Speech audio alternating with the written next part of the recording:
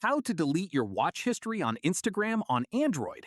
This tutorial shows you how to remove specific videos or clear out your entire viewing history. First, open the Instagram app on your Android device. From there, tap your profile icon at the bottom right of the screen. After that, tap the three lines at the top right to open the menu. At this point, tap Your Activity from the options on the menu. Following this, scroll down and tap Watch History to see all the videos Instagram has tracked you watching. From here, if you want to filter through your history, use the filter option to sort by newest to oldest, by date, or by a specific author to find what you're looking for more easily.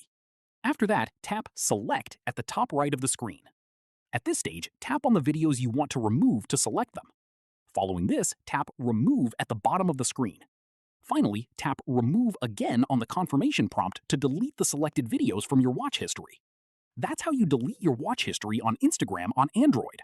If this was useful, drop a like, subscribe for more Android tutorials, and ring the bell so you never miss an upload. See you in the next one.